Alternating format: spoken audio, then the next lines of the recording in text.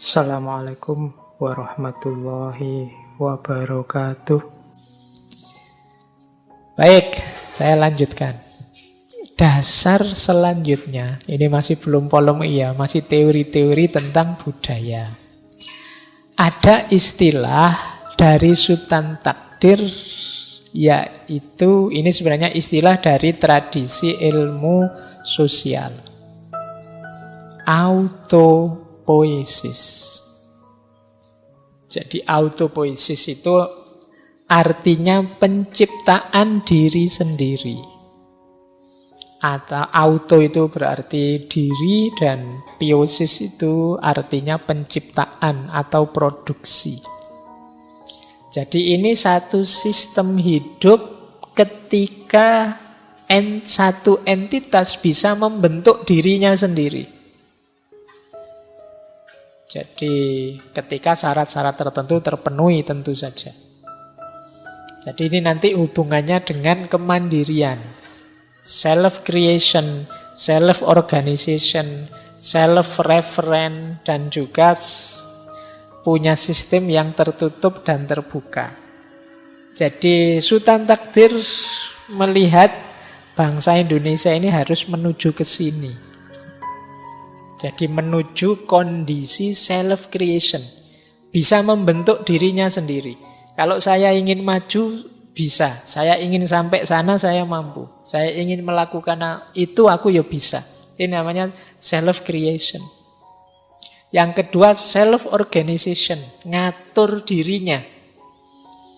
Untuk mencapai ke sana, aku harus begini. Yang sebelah sini harus begitu, dan lain sebagainya. Namanya self-organization. Terus self-referential. Self-referential itu bahan-bahan yang aku butuhkan ada. Aku punya. Dalam diriku sendiri. Dan yang terakhir tertutup dan terbuka. Tertutup itu aku itu identitasku, jati diriku ini. Tapi aku terbuka. Kalau ada yang lebih baik yang bisa aku ambil, aku ambil. Kalau ada yang lebih produktif yang bisa aku lakukan, aku lakukan. Jadi aku seperti ini tapi tidak harga mati.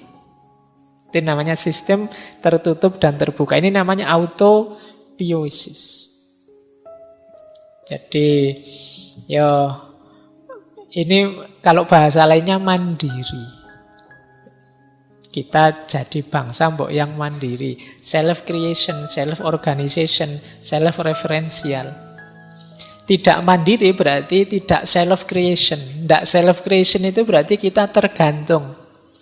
Mau ini tergantung itu. Ingin itu tergantung sana lagi. Serba tergantung. Kalau serba tergantung kan kita tidak mandiri. Jadi gimana kalau bayangkan kalau tiba-tiba diblokir-blokiran ini terus-terusan. Sementara kita tidak bisa bikin situs game sendiri sedahsyat itu. Kita tidak bisa bikin channel sehebat itu sendiri. Kita kan terus bingung. Kenapa begitu? Karena selama ini kita tidak self-creation. Kita tidak produktif, selama ini kita hanya konsumen saja. Mau tidak mau, konsumen tergantung dengan produsen.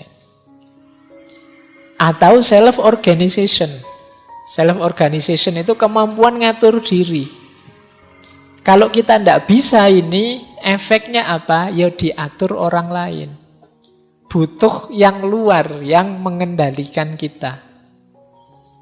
Nah, jadi kalau satu bangsa kok tidak self-organization, ya mesti ada yang luar ikut ngatur. Karena kita tidak bisa ngatur diri kita sendiri. Kalau kita tidak bisa disiplin, itu kan butuh orang lain mendisiplinkan kita. Jadi itu yang disebut self-organization. Demikian juga self-referential. Self-referential itu, referen itu rujukan, kebutuhan. Kalau kita tidak punya hal-hal untuk mencapai tujuan kita, akhirnya kita butuh yang lain. Tidak punya uang, utang ke yang lain. Tidak punya modal, pinjam ke yang lain. Tidak self-referential. Yang terakhir, tertutup tapi sekaligus terbuka. Tertutup itu kita tahu ciri kita, identitas kita. Jadi kita punya prinsip, punya nilai-nilai. Tapi jangan kaku. Wong kita itu manusia, tidak pasti benar. Mungkin saja salah. Mungkin saja meleset. Wong kita itu terbatas.